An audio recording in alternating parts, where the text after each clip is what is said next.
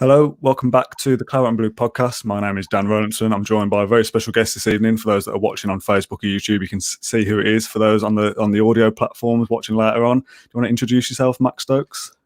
Yeah, hello, I'm Max, known from Villa on Tour. I'm very happy to be on the channel for the first time. A little bit annoyed that I'm having to come on and talk about what we've just seen, but no, nevertheless, happy to be on, mate.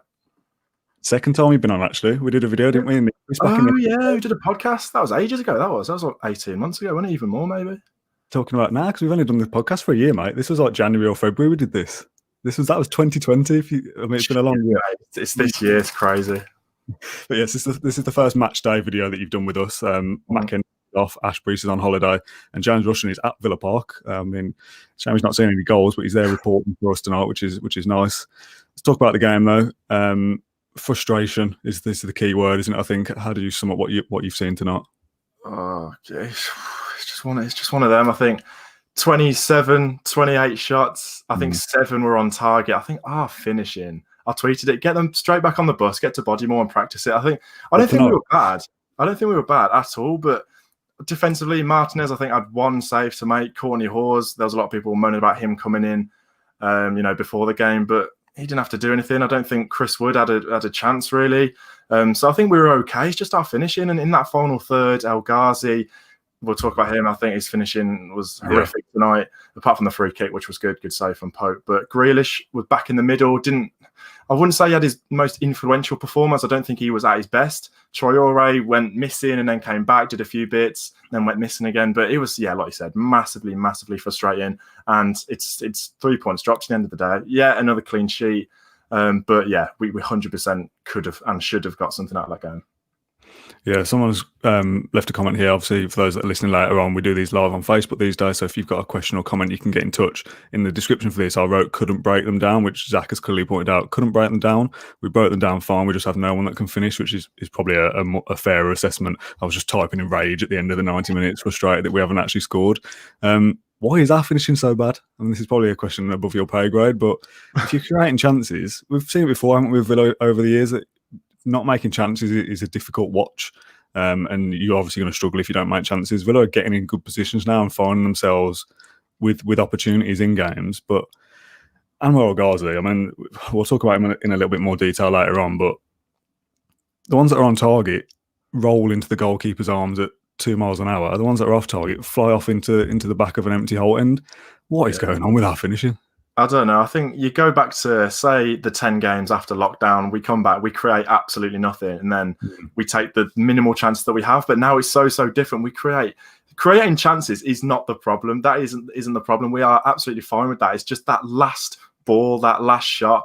And like you said, the Anwar El Ghazi thing, like he will just blast it into the upper hole, or it will just dribble down the middle of the goal to Nick Pope for him to just pick up like it's a back pass. It's just bizarre. So I think, okay, El Ghazi, you can kind of excuse it a little bit because he played 15 minutes at the end of the Wolves game. But this season, he hasn't played a lot of football. I don't think he started any games, has he? I don't know. But yeah, okay, you can slightly blame that on rustiness. Bertrand Traore, again, he frustrated me a lot during the game because I think he's so heavily left-footed. I think he had a chance in the first half, didn't he, where it fell on his right and he's just thinking, smack it, just put it on target. Yeah. And it was just, he's so unconfident on that right foot. And we know exactly when we're watching it, he's going to want to cut inside, he's going to go that side. So it's easy for defenders, but our finishing, I just don't know. 27 shots and we haven't scored. Did Nick Pope make many proper good saves apart from the free kick? I think most of them blasted over far. Like I said, 7 on target. I was going to say, I don't know how many were on target. I've seen the stat, or Amazon mentioned about it being 27 shots total for Villa. There's obviously the couple that hit the post, hit the bar. The Mings had the chance at the end that wasn't saved, but just drops. That's the only time Nick Pope's not moved to make a save. I mean, Villa have worked a good free kick and got a good chance. Mings has got all the time in the world, connects well with the header and just drops wide of the post. Not making chances would concern me more in the long term, but a lack of good finishing is difficult as well. And as much as we're talking about players with poor finishing, we haven't even mentioned Ollie Watkins yet. And I don't know what to quite make of Ollie Watkins at the moment, because don't get me wrong, he's a very good player and he's already scored 6 or 7 goals for us, maybe 6 in the league. I really like Ollie Watkins, but I feel like sometimes he goes missing a little bit. And as much as we're making good chances, he doesn't seem to be on the end of many of them. I don't know why that is. Is he the one creating the chances and he's floating out wide too much? Is that potentially an issue? Or he's coming a bit too deep? But if we're making so many chances, I want to see Ollie Watkins hanging on the edge of the 6-yard box, waiting to toe boat them in. That's his job, as far as I'm concerned. Yeah, there was a few tough ones. I think, like you said, he does find himself out on the wing an awful lot, doesn't he? And then when he collects the ball out on the wing, there's no one in the box because Bertrand Traore's gone back. Grealish has come back to centre half to collect the ball, so there's no one near him for him to swing the ball into the box to. I don't think he's the problem. I think there was a lack of service for Watkins tonight. I think El Ghazi had all the chances, didn't he? Yeah. But yeah, Watkins, I don't think you can blame it on him. I think a few times, the ball goes out and you can see that quick movement. He knows where to go, but just the service doesn't go to him. I think the crosses weren't great tonight from corners. We keep on playing them short, and then it hits the first man, and then Burnley will counter. That's frustrating as well, the short corners thing. And then when we do put the corners into the box, they get headed over the bar. But I don't think Watkins was the problem. I still got full faith in him. He looks lively. Yeah, definitely. But I don't think he's the problem at all. But it's still massively frustrating. What did you think when you saw the lineup originally? Because it was obviously we all knew that Douglas Luiz and Cash were going to be missing. I thought it'd be Al Mohammadi to face Burnley. That felt like a right decision to make. People are asking why did Gilbert not start? I don't think Elmo did anything particularly wrong. I think Nakamba in midfield didn't really do. I mean, he didn't do much wrong, but he didn't do much right either. To be fair, and Courtney Hawes was the one that was a surprise with Ezri Konsa being ill is all we know so far as we're recording this. Hopefully nothing too serious. Obviously COVID or whatever, or whether it was an injury. But again, Courtney Hawes wasn't an issue. I think he won pretty much every header he went for. We looked okay. It's just the lack of finishing that's let us down tonight, isn't it? That's the main problem. The team lineup, as much as it was 3 or 4 changes, we played all right for the most part. It was just an irritating watch. Yeah, I just think it was one of them games. And the longer the game went on, you could just know this is going to be one of them games. But when the team sheet came out, we obviously knew there was going to be no Cash, there was going to be no Luiz. But like you said, Konsa was the strange one. He's out with illness. But yeah, Nakamba tonight, you can tell that we are massively missing Luiz. I just think they're totally different players. Luiz, you saw it for Watkins' goal against Arsenal. He's got, that splitting pass in his locker, where Nakamba, he's more of a tackling player. He's not the one who wants the ball at his feet. He's going to collect it, move on, go into strong tackles. That's what he's about. That's not Luiz's game, and you can tell the difference there. But yeah, like I said, Hawes did absolutely nothing wrong. I don't think he was troubled too much. He was good in the air, won all of his headers pretty much, so he wasn't the problem. So I don't think that's an area to worry about. But just thank God the Luiz thing isn't an injury; it's a suspension, so we know that he'll be back on Sunday against West Brom, because we missed him massively tonight. As much as Nakamba and Luiz aren't the same player, Nakamba, Luiz and Hourihane aren't the same player. But what does Conor Hourihane have to do to get even a minute in this side? It doesn't even come off the bench these days. And humble brag here, this is not meant in this. This just came out of nowhere. Having met him a couple of times for work-related reasons, I know, I see your face. He seems the guy that's, he's come up through all the leagues. He's a hard worker. He's a grafter. He's not going to be happy sat on the bench. So what has he got to do to get a look in this team? Or has he just got to look elsewhere? I'm going to sing his praises here, which is going to get a lot of stick, because whenever you talk about Hourihane on Twitter or social media, you get two sides of the arguments. People saying, why would you bring him on? He doesn't offer anything. And you get the other side of the fan base, which think, like myself, he offers something. And when you're in a game that's 0-0 against Burnley and you do have all the ball, you're having all the chances, you put him on. I don't understand it. And Dean Smith waits far too long for my liking to make subs. And, he brought Davis on in the 85th minute, touched the ball about 3 times. But if I was Hourihane, I'd be thinking, what do I have to do to get on the pitch? You bring him on. He's got a record of scoring goals, getting assists, getting further forward, and he's fresh legs as well. Because I think Traore looked knackered as the game went on. El Ghazi looked knackered. So you bring on, Hourihane in the midfield, fresh legs in the midfield, maybe move Grealish out wide, where I think he'd be maybe a little bit more effective. But I just don't get why Hourihane isn't playing, because it happened in the Wolves game when that was getting scrappy towards the end of the game as well. He didn't come on there either, which is worrying, to be fair, because I don't understand why. Because you look at our bench, and we said the same last year, there isn't a fat lot there. I think, like you said, well, we've got Davis, haven't we, as a striker replacement. He's the only real attacking option. There was no wingers on the bench, was there? I don't think so, because Trezeguet was injured. Trezeguet's injured, yeah. Yeah, so he's our, number one attacking substitution in my eyes. That's what he should be anyway. So it's a little bit bizarre. People might disagree, because Hourihane is one of them players that splits opinion. But for me, I think in a game like that, you've just got to throw him on and hope for the best, because he will get in those attacking positions.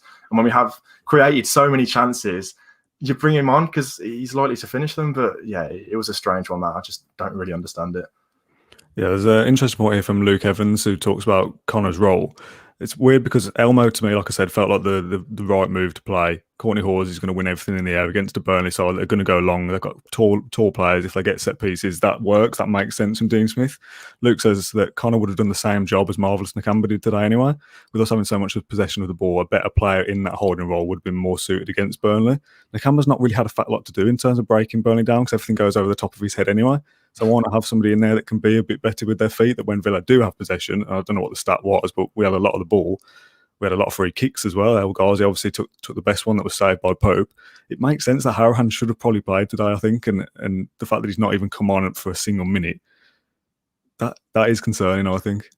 Yeah, you probably want a player in the midfield another player to add to McGinn, to add to Grealish, who is comfortable with the ball at their feet. Yeah, replacing Barkley to a lesser extent. Yeah, exactly. And when you're replacing someone like Barkley with Nakamba, it's a bit of a strange one. And like you said, the ball, they went long all night, and it just wasn't the game for Nakamba. And yeah, okay, he was before the game, 2020 hindsight, it was wonderful and all that sort of stuff. But he was the obvious option to come in for Louise. But looking back on it, you'd probably want Hourihane in there because I don't know who it was, whoever's comment just came up. He would be the right option because he can do that same job. In the past, he's been that attacking midfielder, but recently we've seen that he can play that, deeper sitting role, and he's got that pass about him. So when you've got another player in the team who can do that over Marvellous Nakamba, who didn't have a lot to do. I don't think he did anything wrong. I'm not slamming Nakamba. It just wasn't the game for him.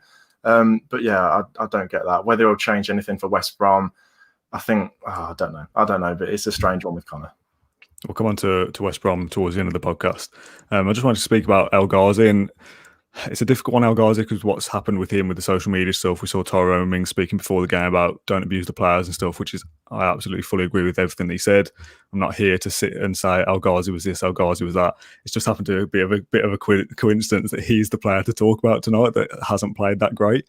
But like I said, I'm not going to sit here and slate him. There's a few comments in here saying exactly what Tyrone Mings said. Someone saying he should never play for Aston Villa again. Don't personally agree with stuff like that, but everyone's entitled to their opinion. We're just two guys here on a podcast. There's 250 people watching who all support Villa, hopefully, and all have their own opinions. That's absolutely fine. But El Ghazi, to me, that sums up exactly the kind of player that he is. He will have chances. He'll do little flicks here and there. He'll have a couple of good dribbles. He'll link up well with Grealish or Target or whoever down that left-hand side.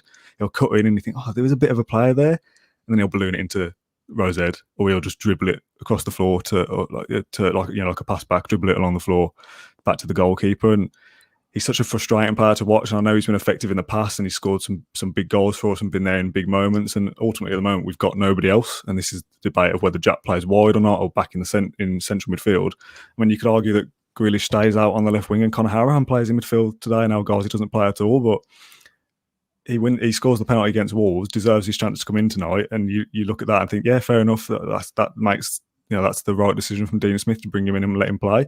And for the most part, besides his finishing, he's had an okay game.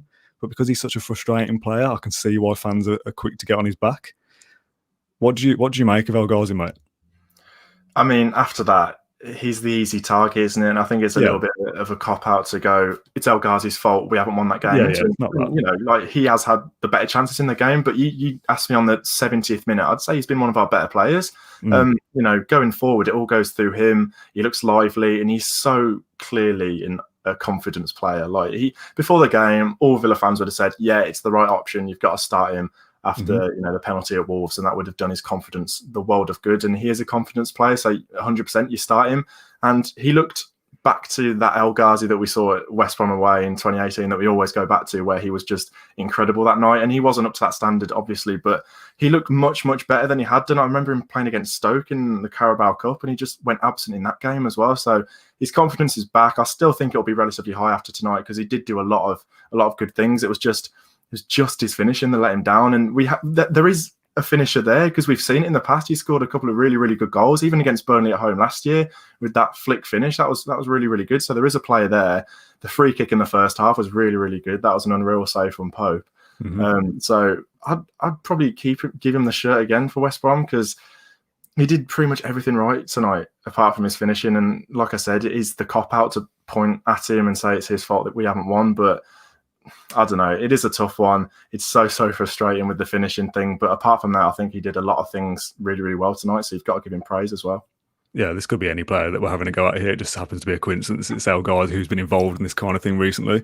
There's a comment here from Zach Ratkovsky. I think it's Ratkovsky. Yeah, He says, I think overall El Ghazi played well, just the final product was shocking, which is exactly what you've just said. Maybe a little bit of over eagerness to make his mark, especially after being on the bench since the start of the season, which is probably a fair point. He scored the winner against Wolves, gets his chance to play hopefully the 90 minutes against Burnley, wants to come in and impress back at home. And he's on the ball a lot. You see, you can tell he's frustrated, can't you? He's that kind of player that he'll know he's not had a great game tonight in terms of his finishing. For Albion, though, you think he keeps his place and Jack stays central, or do we change it up somehow? Because Albion's going to be as frustrating, isn't it? If not more so than what we've just seen tonight with Sam Allardyce going there. His first game, he would not want to lose no matter what on Sunday night, I think it is. We looked at this run of fixtures on the last podcast of tonight, West Brom and then Crystal Palace, and we were going 7 points should be the minimum there, but nine is a genuine possibility. Someone earlier in the comments said that 4 points out of Wolves away and Burnley at home is probably okay, because you would have thought we'd maybe have drawn to Wolves and then won tonight. So overall, it's probably a little bit of perspective that we're creating chances, it'll come. We're not a bad team. It just wasn't our night tonight in front of goal, basically. Yeah, I think Dean Smith has said it all season, hasn't he? He's like, every interview after the game, he's saying the performances have been there. It's just we can't score, and it's a tiny bit worrying that this keeps on happening. Yeah, a little bit. This game was similar to the Brighton game when we had so many chances and didn't get anything out of the game. Okay, we got a point tonight, but it should have been 3. But yeah, for the Albion game, that's a bit weird, because what I do is probably different to what Dean Smith would do. If it was me, people might know, okay, I like Hourihane, I'll probably put him back in, move Grealish out back on the left where he's been all season, and he's been fantastic, goals and assists, and then maybe play El Ghazi on the other side and take out Troy Aurier. Is that a little bit harsh on him? But I don't know. I'd probably move Jack back out on the left-hand side and play Hourihane, because I want to see him play. But I think Smith will stick with El Ghazi, and I wouldn't be against that, because like I said, I think he had a decent game tonight apart from his finishing. But yeah, it's going to be a tough one. Like you said, I think Albion's going to be tough. I think when Allardyce got appointed the other day, a lot of Villa fans were saying, oh, no chance, we're going to lose, 100% we're going to lose. I think that's a little bit unfair. Like, they've still got the same quality of player, and it's Sam Allardyce, it's not Pep Guardiola. So I don't know. I think it's still going to be tough. Don't get me wrong. Like, I think it'll be a tight, scrappy game like it was tonight. Like you said, Albion are not going to want to lose. Sam Allardyce is not going to want to lose. So who knows? It could easily go either way. It's going to be a tight game again, but we'll see. There's a comment here from James Green who says, Barkley is back Sunday, Smith just said, and Rick Barley also says the same. We're recording this live straight after the game, so we don't know. I mean, I'm assuming 2 comments mean that's probably true. If people let us know if Dean Smith has actually said this or whether we're on the wind-up or not. If he is back, how much of a boost is that, and how does that affect the team news that you've just given me there? I mean, I've just given you a massive ramble about what I do, but that goes straight out the window. I assume Conor Hourihane doesn't get in if Ross Barkley's back on Sunday.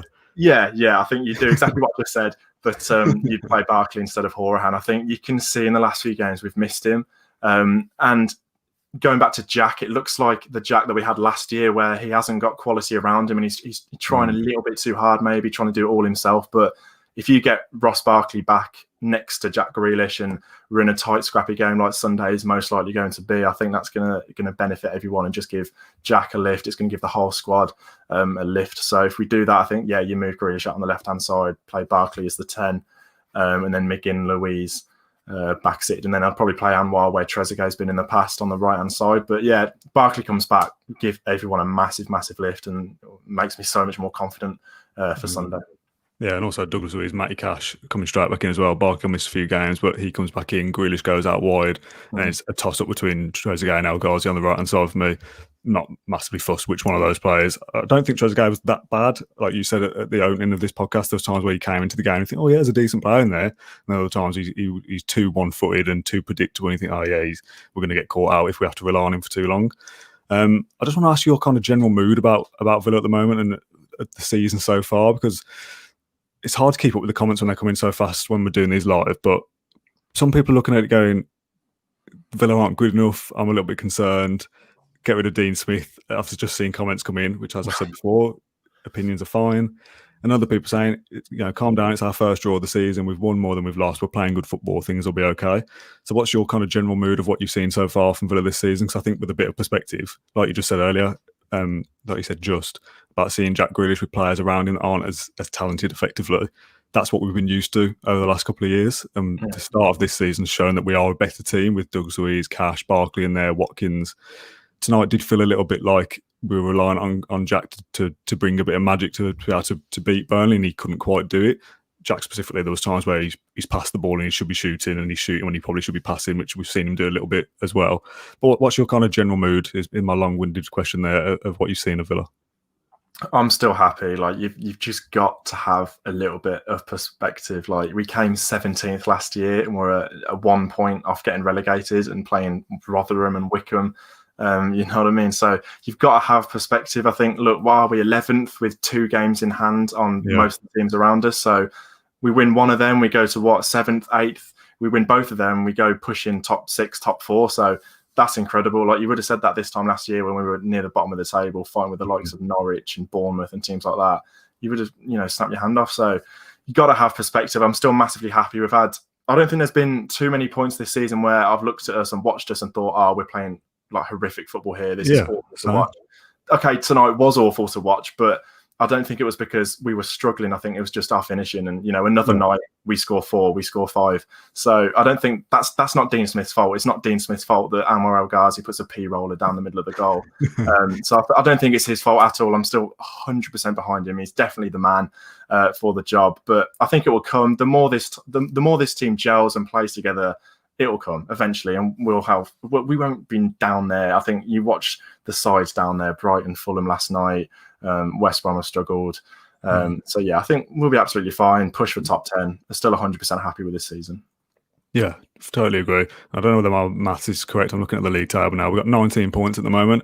I'm pretty sure when we went into lockdown in March last year, we were on 25. Is that right? Or 24? Yeah, that rings a bell. Yeah. We're not far off last season's total at our bad point already before the miraculous escape of the last 4 games. So the difference is night and day between this year and last year. I said at one of the first few podcasts of the year that it'd be criminal if this side's involved in a relegation battle this year, because we're just too good for that. I think it's probably a little bit of expectations, isn't it? You start well and you beat people like Liverpool, Arsenal and Leicester, and you think, yes, here we come, top 8, top 6, and then you fail to score against Burnley and you lose to Southampton. That the second half against Leeds was poor. That's probably the only time I've looked at us and thought, God, we were nowhere near it there. That Leeds game, and I think Dean Smith has said something similar. But we'll win more games than not, won't we? Basically, we'll beat teams. For some reason, I think the frustrating thing is you do beat the good sides. So you look at our game in hand, Man City, and you look at that and think, oh, you never know, we might be able to get something there. And then our other game in hand, Newcastle, will probably be the one that we're struggling. I think that's why fans get frustrated, that if we can turn it on against Liverpool, why can't we do the same to Burnley? Yeah, it's a cliche, isn't it? But there's no fans in the ground. There's no home games. There's no away games. So this season, you just don't know what you're going to get. And it was mad that we're 11 games into the season. That was our first draw tonight. Like, it could genuinely, every game you go into, it could swing either way with the fact there's no fans and everything to do with that. So, look, we don't know. We could be pushing top 6 at the end of the season. We could be struggling in mid-table. We just don't know. And like you said, we play the big sides, and you do fancy us, and that's exciting. I'd rather do that than last season we come up against these big sides and we just roll over and get smashed. So look, it's better to watch this season. Maybe not tonight, but in general, it was a lot better. So I'm still happy. Totally agree. We'll talk about the fan situation just before we go. I mean, I said before we started, let's get this streamed on the Villa on Tour channel as well. With one season that Villa are actually good, you packing the videos, mate. I know obviously you can't go to games and that's a massive factor, but are you missing the match day? Not the match day experience of going to games. Obviously, I know that you missed that, but the idea of producing videos, doing your stuff like that, do you miss it? Or yeah, because this is the first time you've probably spoken about Villa on a podcast this year, maybe. Yeah, I do the odd bit, but it is annoying. Like, the whole Villa on Tour thing was based around going to games with my mates and having a laugh and celebrating goals, going crazy, falling down flights of stairs and things like that. But it was different. I think I did the live reactions in lockdown and sat in my bedroom and reacted to games, and that was good. But it just became a little bit too much. But in general, it's massively annoying. Who knows when we come back? I just get me back in that full Villa Park, and who knows, Villa on tour might come back, but it seems a long way off at the moment. But we'll see. Who knows? Eventually, it might come back. But I don't know. We'll still be watching on Amazon. We'll still be watching on BT, paying all these subscriptions. But hey ho, what can you do? I think we've spoken about this off air, but what are your thoughts on the fans returning? You know, they're getting like 2,000 back, 4,000 back, whatever it is. Are you one of those people that just want to see fans back in any capacity, or would you rather it be 42,000 or nothing?